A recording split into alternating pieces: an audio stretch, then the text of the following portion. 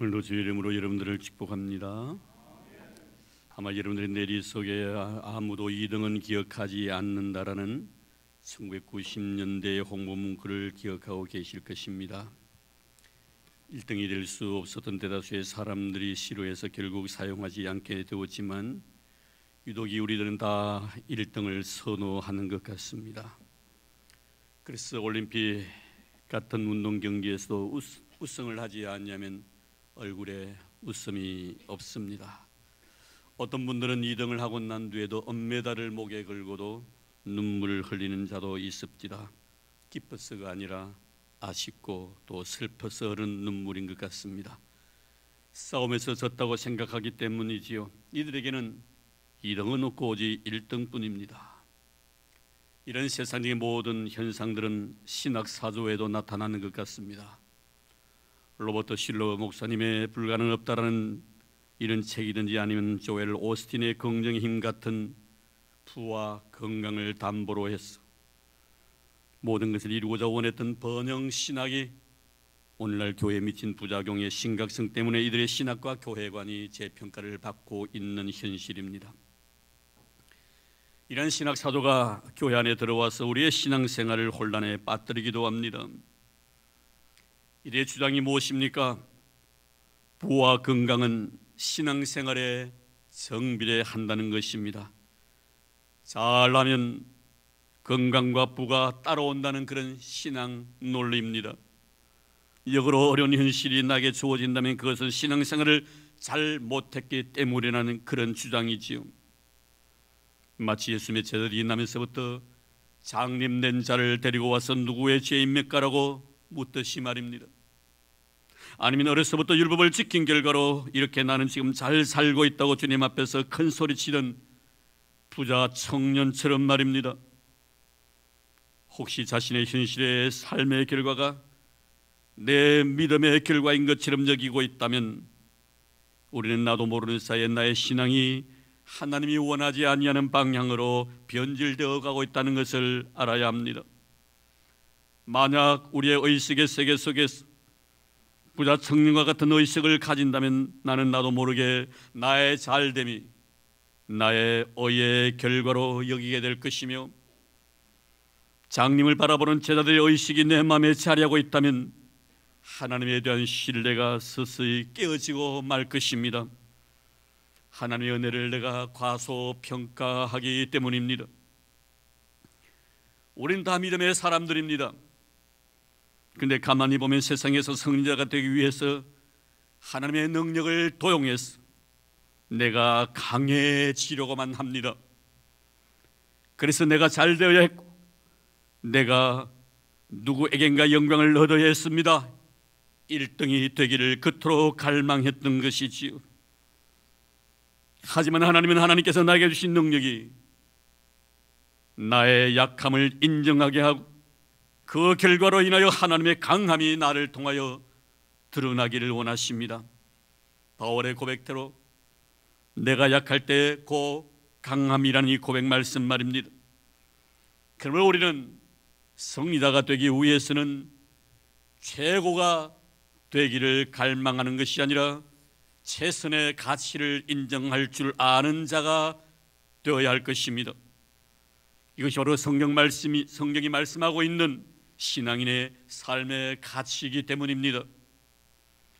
오늘 우리는 본문에서 1등 되기를 스스로 포기한 최고가 아닌 하나님이 원하셨던 최선의 삶을 무엇인가를 보여주신 한 신앙인을 우리는 만나게 됩니다. 그가 바로 바나바입니다. 성령 그에 대해서 이렇게 말씀합니다. 24절 말씀해 보니 바나바는 착한 사람이요 성령과 믿음이 충만한 사람이라 이에 큰 무리가 주께 더하여지더라. 착한 사람이란 것은 인간의 근본 바탕적 인간성을 두고 하는 말입니다. 그리고 성령과 지혜가 충만하다는 것은 그에게 임한 하나님의 은사적 영성을 말합니다. 그러면 성경이 그를 이렇게 평가했는데 무엇을 보고 이런 사람인가를 우리는 알 수가 있는가? 23절 말씀해 보니 그가 이르러 하나님의 은혜를 보고 기뻐하여 모든 사람에게 굳건한 마음으로 주와 함께 머물러 있으라 고난이라고 말씀합니다. 여기에서 보면 핵심 단어가 있습니다. 바로 은혜라는 단어입니다. 오늘 말씀의 배경이 되어지고 있는 곳은 바로 안디옥 교회입니다. 안디옥 교회의 탄생을 우리는 성경을 통해서 익히 알고 있습니다. 초대 예루살렘 교회가 날로 날로 성령 부흥 발전하게 됩니다. 이렇게 놀라운 성령의 역사가 일어나는 그 순간 속에서 어느 누구 한 사람도 왜 하나님께서 이 교회 위에 이런 은혜를 부어주셔서 성장케 해주시는가, 부흥케 해주시는가, 성령을 부어주시는가에 대한 근본적인 이유를 아는 이가 그렇게 없었던 모양입니다. 그래서 그들은 교회 안에서 교회의 일만 충실했습니다. 하나님이 원하셨던 것은 교회의 일이 아니라 교회의 일이었습니다.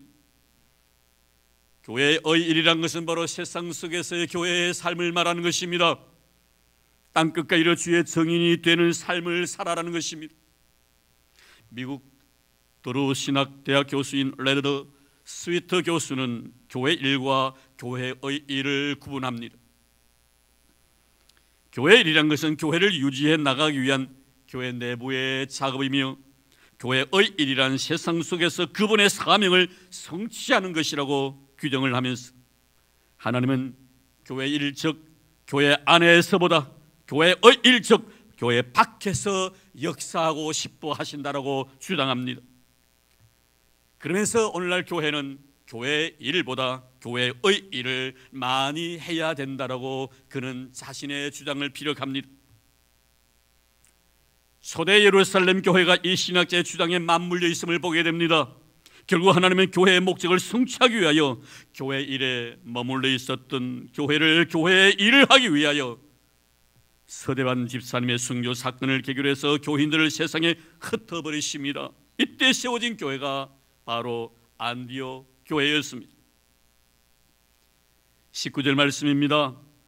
그때 서대반의 일로 일어난 환란으로 말미암아 흩어진 자들이 베니게와 구보로와 안디옥까지 이르러 유대인에게만 말씀을 전하는데, 근데 21절 말씀에 보니 이 안디옥 교회도 하나님의 은혜를 베풀어 주셔 많은 영혼들이 주님 앞으로 돌아온 역사를 발견하게 됩니다. 주의 손이 그들과 함께 하시며 수많은 사람들이 믿고 주께 돌아오더라. 이 소식을 접한 어머니 교회 모교회였던 예루살렘 교회에서 바나바를 안디옥까지 보냅니다. 이곳에 도착했던 바나바의 눈 속에 제일 먼저 들어왔던 것이 바로 하나님의 은혜였습니다. 이 하나님의 은혜를 바라보고 오늘 말씀에 보면 바나바는 아주 기뻐했다라고 말씀하고 있습니다. 참으로 중요한 말씀입니다. 오늘 우리 교회에 와서 여러분 제일 먼저 무엇이 여러분의 눈 속에 보입니까? 사람입니까? 하나님이십니까? 스가 이르러 하나님의 은혜를 보고, 역시 바나바는 참 좋은 사람입니다. 처음 이 교회에 발을 디디고 난 뒤에 도대체 이곳에 사람들이 얼마나 모였는가, 그리고 이 교회의 구성원들의 출신 성분은 어떠한가, 이방인인가 아니면 유대인인가, 이거 묻지 아니합니다. 여기에 대해서는 관심이 없습니다. 다른 거 보지 않냐고 하나님의 은혜를 보았다고 말씀합니다. 이 점 우리는 알아야 합니다. 은혜를 볼 줄 알아야 합니다. 은혜가 눈 속에 보여야 된다 이 말입니다. 누구를 바라보더라도, 내가 무엇을 하더라도 내 눈 속에 하나님의 은혜가 보여져야 합니다. 무슨 의미입니까? 내 눈 속에 하나님의 은혜가 보인다는 것은 내가 은혜의 삶을 살고 있다는 증거인 것이지요. 내 마음에 예수로 가득 차 있다는 것입니다. 성령이 내 마음을 지금 다스리고 있다는 것입니다. 그러니 내 눈 속에 보이는 모든 것들이 다 은혜가 되더라는 것입니다. 나를 보아도 은혜가 되고 너를 바라보아도 은혜가 되더라 이 말입니다. 모든 것이 은혜입니다. 그러니 어떻습니까? 내 마음속에 감사하는 마음이 있습니다. 고마운 것입니다. 내가 이 자리에 앉아있는 것만 해도 너무나 고맙고, 너와 같이 예배를 드린 것만 해도 너무나 감사한 일이고, 내 입술을 통하여 하나님의 은혜를 찬송 드릴 수 있다는 것도 너무나 감사한 일이더라 이 말입니다. 교회 안에서 모든 것을 하나님의 은혜로 바라보니 버릴 것이 하나도 없더라 이 말 아닙니까? 사랑하는 성도 여러분, 누구를 만나든지 무슨 일을 하든지 하나님의 은혜가 먼저임을 잊지 마시기를 바랍니다. 누구를 사귈지라도 은혜 안에 살아가는 자를 사귀는 여러분 되기를 주의 이름으로 축복합니다. 요사이 생명나무 제자반 훈련을 시키고 있습니다. 생명나무 교재 안에 용어를 빌려 쓰자면 하나님의 은혜부터 보라는 것은 선악을 알게 하는 나무의 열매를 따먹지 말고 생명나무의 열매를 따먹으라는 것입니다. 선악과를 따먹으면 사람이 참 지혜로워져요.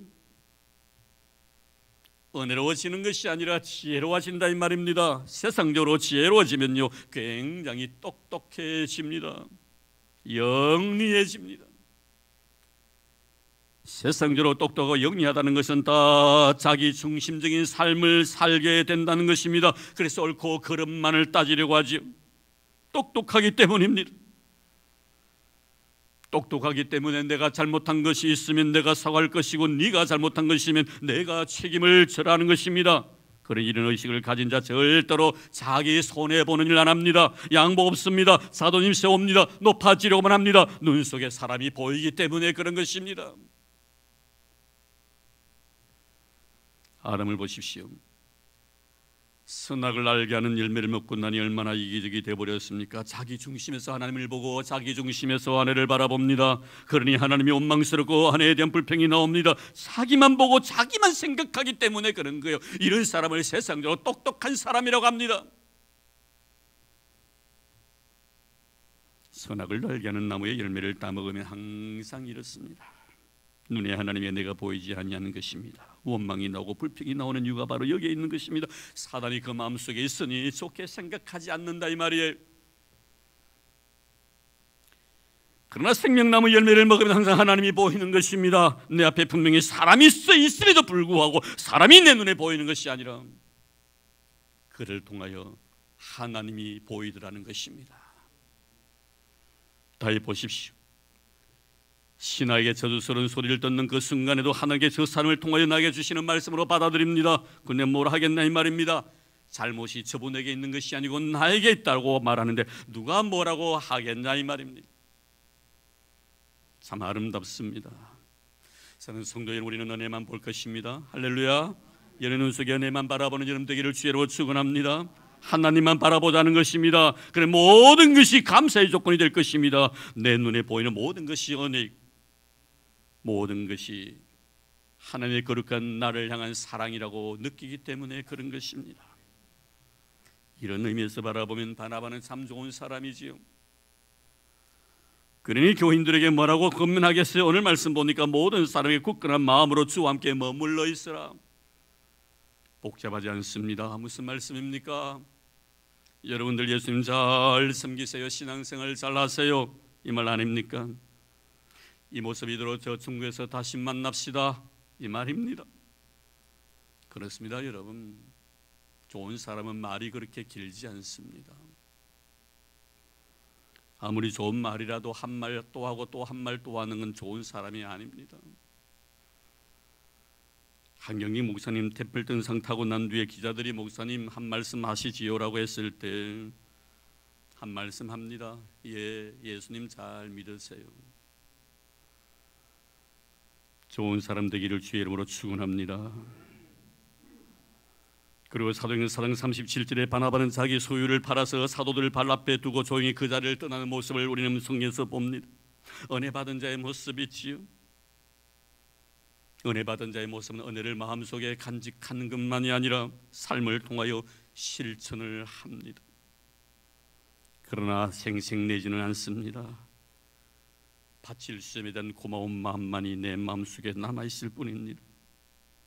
이런 사람 보십시오. 교회에서 가라고 하니 가고 오라고 하니 옵니다. 교회의 결정에 순종합니다. 이유도 없고 핑계도 없습니다. 그래서 먼 예루살렘에서 이곳 안디옥까지 온 것입니다. 내가 가고 싶어서 온 것 아닙니다. 교회에서 가라고 하니 간 것입니다. 우리 이점 잊지 말아야 합니다. 말씀 준비하면서 이런 사람이 한 번 되어봤으면 했습니다. 눈물이 납니다. 이렇게 살지 못해서 말입니다. 왜 그렇게도 냄새를 풍기는지, 왜 그렇게도 말이 많은지 그렇더라고요. 제 솔직한 고백입니다. 사는 성도 여러분, 바나바 같은 그런 성도 되기를 주의 이름으로 축원합니다. 착하고 성령과 믿음이 충만한 바나바, 착하고 믿음과 성령이 충만한 바나바, 그의 삶을 통하여 나타낸 현상이 무엇일까요? 우리는 바울과 바나바의 관계를 통해서 그가 왜 착했으며 그가 왜 성령 충만한 삶을 살았으며 그가 왜 믿음 충만한 삶을 살았는가 하는 것을 깨닫게 됩니다. 착하고 성령과 믿음이 충만하다는 것은 너와 나의 관계를 통하여 입증되기 때문에 그런 것입니다. 하나님은 바나바에게 사울을 만나게 해 주십니다. 사울을 만난 그의 다메섹에서의 예수 그리스도에 대한 체험을 듣습니다. 그런데 그냥 들려지지 않습니다. 그분의 단순한 신앙의 고백이 아닙니다. 바울의 삶 속에 실제로 개입하셔서 역사하셨던 하나님의 놀란 능력을 느낍니다. 바울의 고백이 듣고 있는 자신의 고백으로 받아들여집니다. 그가 받았던 은혜를 나도 느끼고 싶습니다. 그리고 감동받습니다. 이미 그는 하나님의 은혜를 경험한 자입니다. 바나바는. 하지만 너에게 베푸신 하나님의 은혜를 더 듣고 싶습니다. 참 좋은 마음밭에 살아냅니다. 들으면서 그는 생각합니다. 나를 사랑하신 하나님께서 당신도 사랑하시고 계시구나. 나도 하나님의 은혜를 입었지만 당신은 더 큰 은혜를 입었구나 라면서 겸손한 마음으로 그의 신앙 고백을 듣습니다. 하나님의 그가 임재를 경험하지요. 나도 모르는 사이에 바울의 손을 잡습니다. 그리고 교회에 데리고 갑니다. 그를 교회에 소개합니다. 제자들에게 바울을 소개합니다. 이것이 바로 하나님의 질서임을 알았기 때문입니다.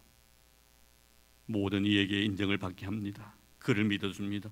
어제 저기 오늘의 친구를 만듭니다. 그리고 함께 사역을 합니다. 1년 동안 안디옥에서 성도들을 함께 가르칩니다. 항상 교회 중심입니다. 교회 권위에 인정을 합니다. 얼마나 훌륭한 사람입니까? 등망이 높은 신앙인입니다. 모든 이에게 감동을 줍니다. 좀 더 구체적으로 바나바와 바울과의 관계 속에서 너와 나의 문제를 한번 제시해 보려고 합니다. 그의 등망이란 것이 무엇이었을까? 왜 그를 교회의 어른이라고 이렇게 인정해 주었을까? 모든 사람들이 이분의 말 한마디에 다 머리를 숙였을까? 그의 등망은 상대방에게 좋은 점만을 보려고 했던 것입니다. 네가 가지고 있었던 좋은 점만을 내가 내 마음속에 은혜로 여기겠다는 것입니다. 바울 그도 사람입니다. 그러기에 그게 장점만 있는 것이 아니고 단점도 분명히 있습니다. 그런데 성령과 믿음이 충만한 자는 둘 중에 하나를 선택하라면 단점을 선택하는 것이 아니라 장점을 선택한다는 것을 알 수가 있습니다. 그래서 바나바는 바울의 좋은 점을 본 것입니다. 우리 주님의 마음이시요, 주님과 베드로의 관계를 보십시오. 끝까지 신뢰하십니다. 내가 나를 3번이나 모른다고 부인하고 저주한 일에 대해서 마음 아파하고 있지만 그런 마음을 가지고 있는 것만으로 넌 나에게 충분히 믿음을 줄 수 있는 가치 있는 사람이라고 주님은 인정하십니다. 언제 베드로가 주님을 3번이나 부인하고 모른다고 저주했을 때 내 언제 그랬냐는 식으로 입싹 닫고 살았습니까? 아닙니다. 성 밖에 나가 눈물 흘리며 통곡했다고 했습니다. 그래, 그 마음이 있으면 충분해. 나는 너를 신뢰해. 찾아가십니다. 그를 신뢰하시면서 주님께서 내 양을 먹이고 내 양을 치고 내 양을 먹이라고 맡기십니다. 너에 대한 무한 신뢰입니다. 사랑하는 성도 여러분, 착한 사람, 성령과 믿음이 충만한 자는 상대방에 대한 신뢰감을 가지고 있습니다. 저는 여러분들이 다 이런 사람이 되기를 축원합니다. 어느 누구도 너를 믿어주지 못한다 할지라도 나는 너를 믿겠노라고 말할 수 있는 사람 말입니다. 그리고 마지막으로 생각할 것은 착하고 성령과 믿음이 충만했던 바나바의 특성은 자기 자신의 자리에 연연하지 아니하는 삶을 살았다는 것이지요. 그는 결코 최고가 되려고 하지 아니했습니다. 그러나 그는 최선을 다하는 인생의 삶을 살다가 간 사람입니다. 바울과의 운명적인 만남은 그로 하여금 신앙인의 삶이란 무엇을 의미하는가라는 것을 깨닫게 해줍니다. 성경 말씀합니다. 그는 어디를 가니 하나님의 은혜를 생각한 자라고, 그리고 성품이 참 착한 사람이라고, 성령과 믿음이 충만한 사람이라고, 참으로 놀라운 하나님의 복을 받은 사람입니다. 하지만 평생 그는 하나님의 은혜를 입은 자라는 인식을 가지고 산 자였기 때문에 자기 자신의 자리를 결코 이탈하지 아니합니다. 끝까지 겸손하게 살아갑니다. 자신의 자리를 지키면서 말입니다. 자신이 해야 할 일이 무엇인가를 아는 자입니다. 여기까지입니다. 더 이상 나가지 않겠다는 것입니다. 내가 아무리 믿음이 좋고, 내가 아무리 성령 충만하고, 내가 아무리 착한 사람이라 할지라도, 어느 누가 나를 인정해 줄지 않다 할지라도 내가 이 자리 이상 내가 넘어가지 않겠다는 것입니다. 바울과의 관계 속에서 잘 나타나죠. 사도행전은 바울과 바나바의 관계를 자세하게 설명해 주고 있습니다. 바나바는 처음부터 신실한 믿음의 사람으로 성경을 말씀합니다. 그러나 바울은 핍박자로 등장합니다. 바나바는 충성스러운 교회 일꾼이었지만 바울은 교회를 박해한 자입니다. 사도행전 11장에서 처음으로 바나바와 바울은 만납니다. 그리고 13장에 가서 안디옥 교회가 바나바와 사울을 선교사로 파송을 합니다. 14장에서는 1차 전도 여행 당시에 바나바와 바울의 사역을 자세히 설명하고 있습니다. 여기까지는 항상 바나바가 바울보다 먼저였습니다. 그래서 성경의 말씀에도 바나바와 바울로 기록하고 있습니다. 그리고 15장에 와서는 1차 전도 여행의 결과를 총회 보고하고 난 뒤에 2차 전도 여행을 출발하기 앞서 마가 요한의 문제로 인하여 바울과 바나바의 갈등 심화되어지고 결국 두 사람은 갈라서게 됩니다. 그리고 그 다음부터 바나바의 모든 사역에 대해서 성경은 침묵합니다. 반면에 바울의 사역을 중점으로 누가가 성경을 기록함으로 바울이 부각되고 바나바는 조용히 역사의 무대에서 사라지는 모습을 우리는 사도행전을 통하여 발견할 수가 있습니다. 여기서 우리가 간과해서는 아니 될 것은 바나바의 마지막 사역의 의미입니다.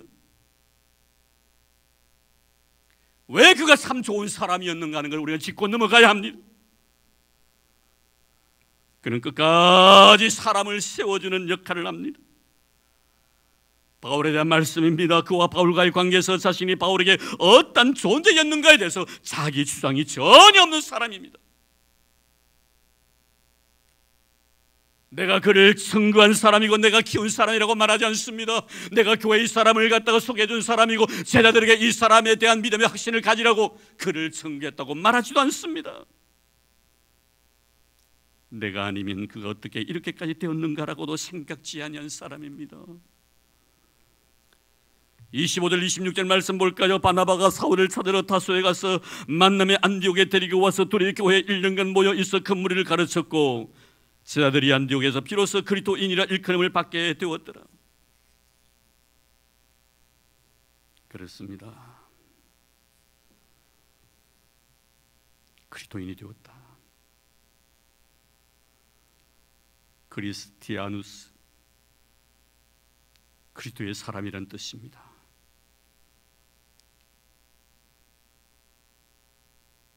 그리스도에게 속한 자라는 의미를 담고 있습니다. 예수밖에 모르는 자들이라는 것입니다. 교회를 비방했던 이방인들이 붙여준 별명입니다. 누가 불러줬던지 간에 참으로 아름다운 명칭입니다. 오늘날 크리스찬이란 이 이름에 대한 유래가 여기서부터 시작이 되었기 때문에 누구에서부터입니까? 은혜의 의미를 알고 은혜를 가슴에 늘 간직하고 살다간 한 사람에게서부터입니다. 저는 성도 여러분들이 이 한 사람이 되기를 주의 이름으로 축원합니다. 이런 한 사람 때문에 우리 교회가 교회다운 교회, 이런 한 사람 때문에 크리스찬이 크리스찬다움의 삶을 살아가는 이런 역사가 일어나기를 주의 이름으로 축원합니다.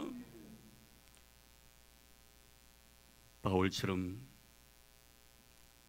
광풍이 몰아치는 거친 바다를 항해한 것은 아니지만 조용한 호수 같은 인생의 바다에서 저녁 노을을 바라보며 자신의 삶의 자국은 하나님의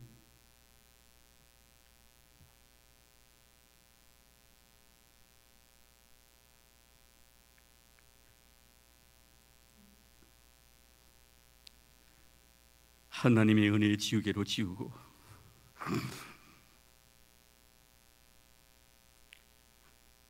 오직 주님의 십자가의 흔적만을 영원히 남기고 싶어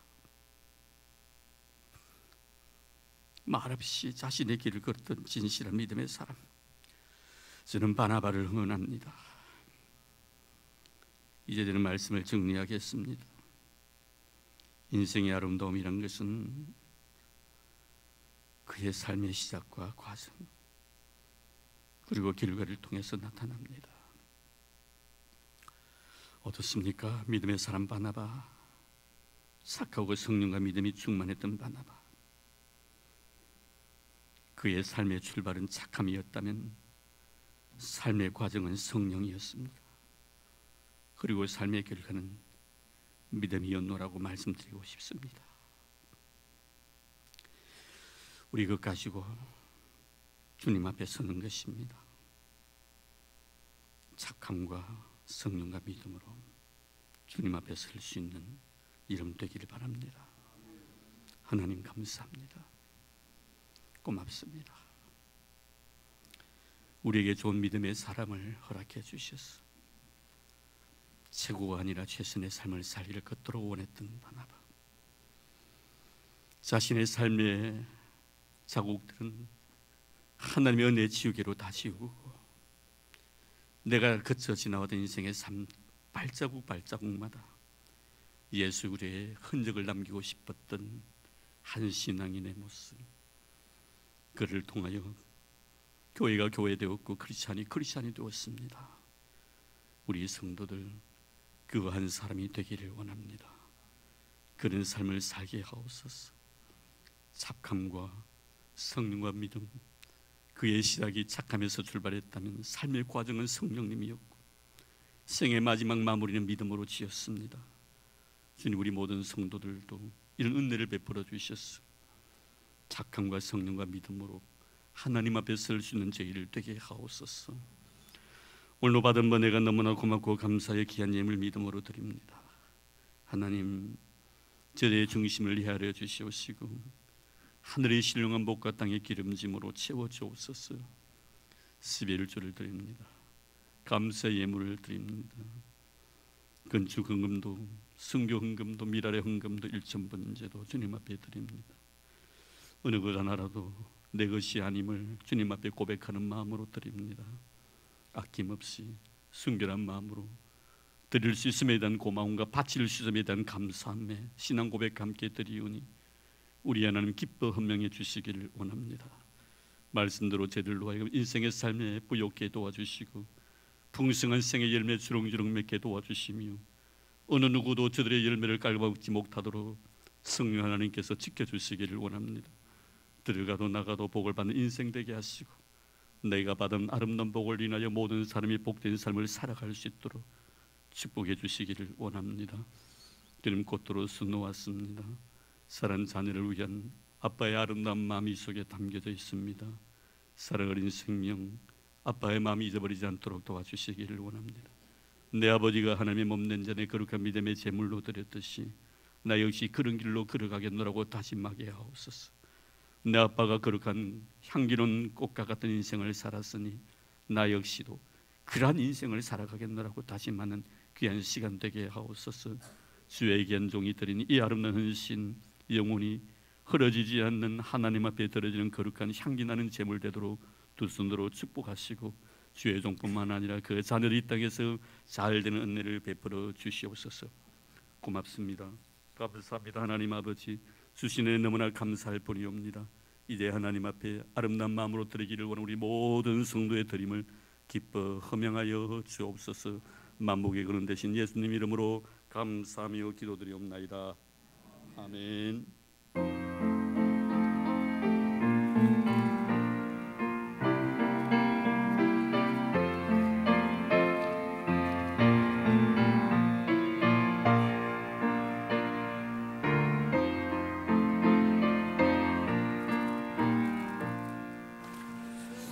주님의 마음을 본받는 자, 그 마음의 평강이 찾아오는 험악한 세상을 이기리니 하늘로부터 임함이로다.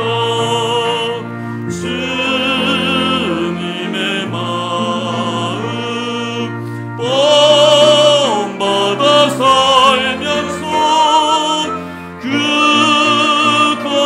거룩하신 나도 이루리.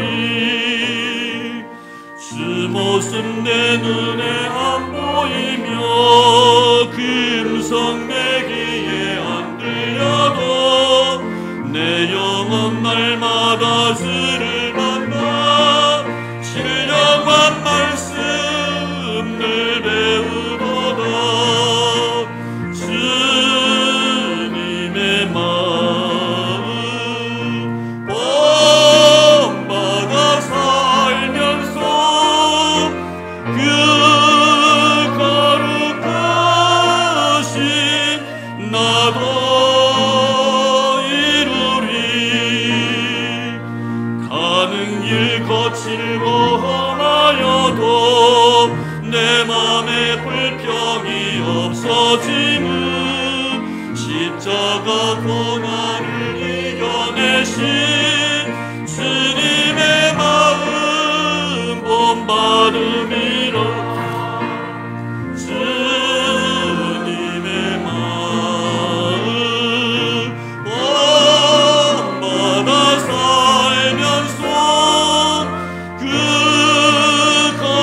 거룩하신 나도 이루리. 주 예수 세상에 다시 오신 그날의 무성도 변화하여 주님의 빛나는 그 영상을 함께 보며 주 찬양하리.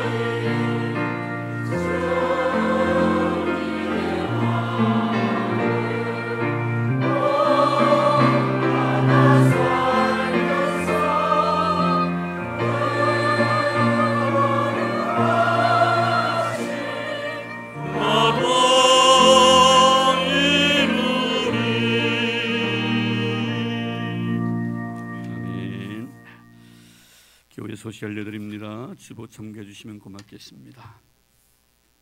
네, 제1기 우리 생명나무 제자반 그리고 오늘 처음으로 시작하는 1:1 제자 양육 기억해 주시고요.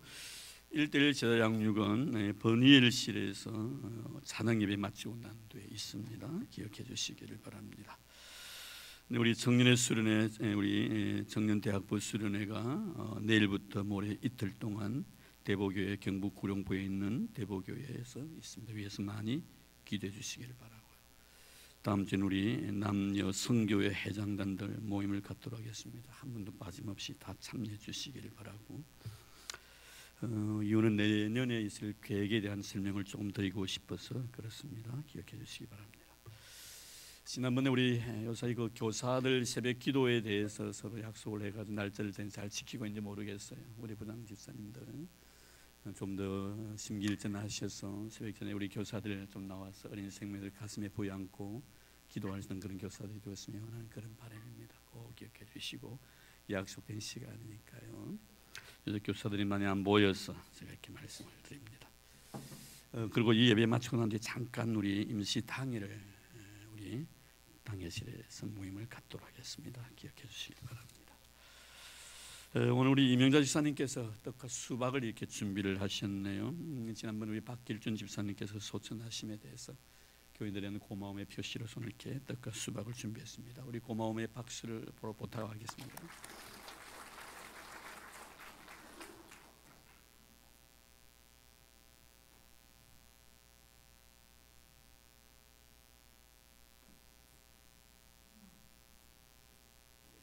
지난주에 광고 드렸습니다만 한 번 더 이렇게 광고 드립니다. 우리 요한 선교 주체로서 오늘 찬양 예배 마치고 난 뒤에 우리 제일 어르신들 베드로 선교회 그리고 한나 여전도회 남성교 여전도회 어르신들 모시고 닭백숙을 많이 준비했다고 합니다. 이렇게 맛있게 드시면 고맙겠다고 이렇게 글을 올렸네요. 많이 참여해 주시고 이들의 성의에 보답하는 여러분들 되기를 바랍니다. 예, 감사합니다. 자, 이제 그 자리에 다 일어나 주시기를 바랍니다.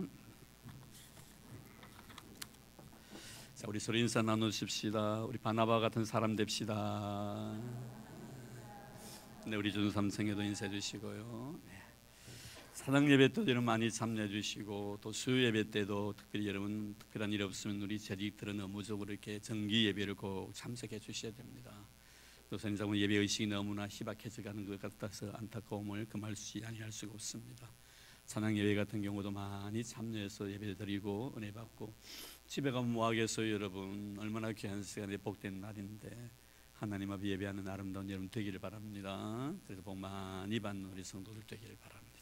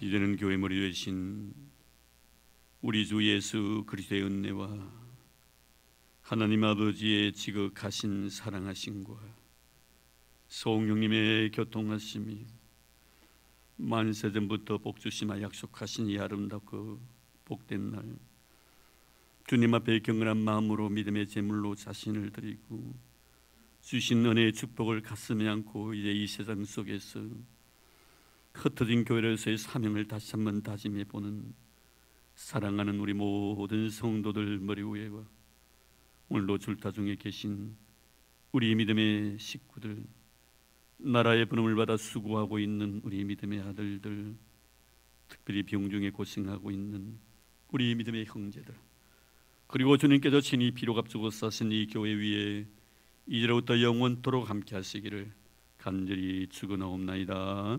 아멘.